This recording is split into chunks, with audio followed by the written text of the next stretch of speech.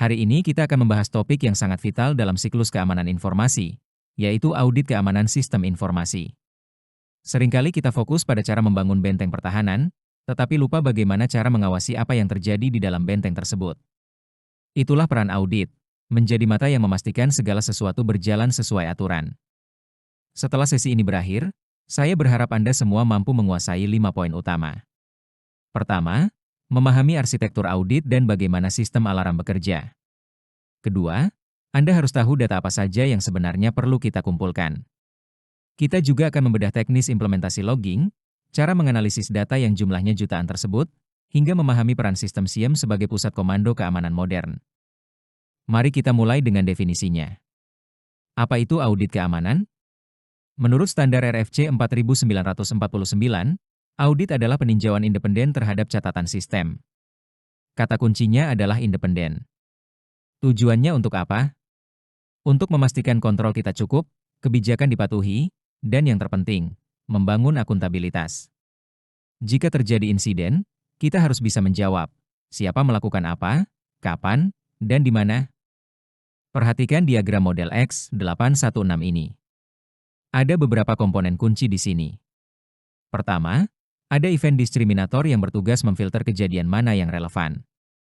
Kejadian yang terpilih dikirim ke audit recorder untuk dicatat dalam audit trail.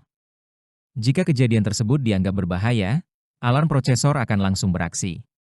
Jadi, audit dan alarm adalah dua hal yang saling mendukung.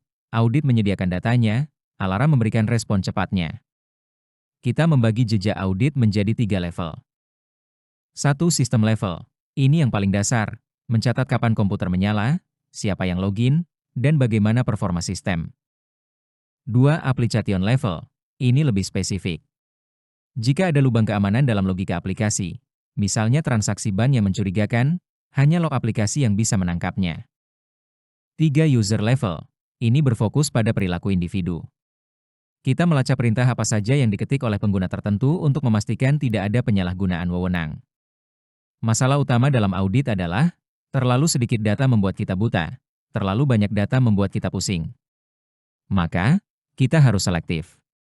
Data wajib yang harus ada antara lain, upaya autentikasi, berhasil maupun gagal, akses ke objek sensitif seperti file rahasia, perubahan kebijakan sistem, dan penggunaan hak istimewa atau privilege seperti perintah sudo di Linux. Data ini adalah fondasi untuk investigasi forensik nantinya. Bagaimana cara kita mengimplementasikannya secara teknis? Di level sistem, kita sudah punya alat bawaan. Windows punya event log dan Unis punya syslog. Namun, untuk aplikasi, terkadang kita butuh teknik lebih canggih seperti interposable libraries.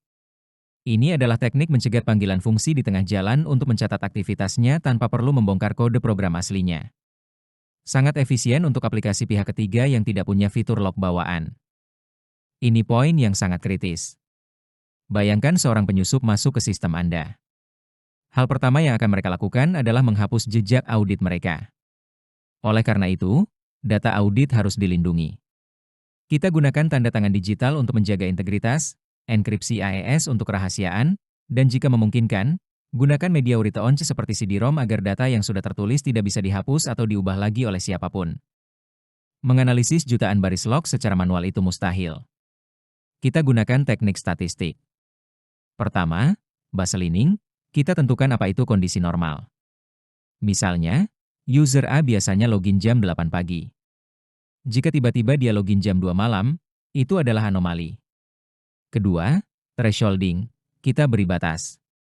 Gagal login 3 kali mungkin biasa, tapi gagal login 50 kali dalam 1 menit? Itu pasti serangan brute force.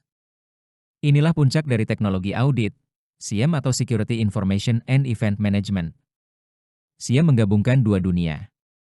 SIEM yang mengurusi manajemen event secara real-time dan memberikan alarm, serta SIEM yang mengurusi penyimpanan jangka panjang dan pelaporan untuk kebutuhan audit formal. SIEM mengumpulkan data dari firewall, server, dan router ke dalam satu dashboard tunggal. Kenapa perusahaan besar butuh SIEM? Karena SIEM mampu melakukan korelasi cerdas. Ia bisa menghubungkan kejadian di firewall dengan kejadian di database yang mungkin tampak tidak berhubungan bagi manusia, tetapi sebenarnya adalah rangkaian serangan yang terencana. SIEM membantu tim keamanan merespon ancaman dalam hitungan detik, bukan hari. Sebagai penutup, ingatlah bahwa audit bukan sekadar tukang catat. Audit adalah instrumen deteksi yang memungkinkan kita belajar dari serangan masa lalu untuk membangun pertahanan yang lebih kuat di masa depan. Sampai di sini, apakah ada yang ingin didiskusikan atau ditanyakan terkait bagaimana audit diterapkan di dunia nyata? Silakan.